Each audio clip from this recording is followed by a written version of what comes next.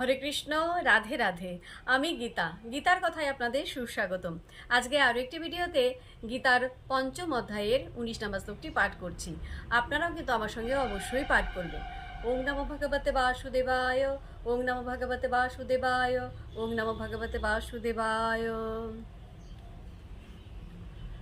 ইহ এব তৈ জিত স্বর্গ যে সাম্যে স্থিতম মন নির্দোষম হি সমম ব্রহ্ম তস্মাৎ ব্রহ্মণেতে স্থিতা। অনুবাদ: যাদের মন সাম্যে অবস্থিত হয়েছে তারা ইহলোকেই জন্ম ও মৃত্যুর সংসার জয় করেছেন। তারা ব্রহ্মের মতো নির্দোষ, তাই তারা ব্রহ্মেই অবস্থিত হয়ে আছেন।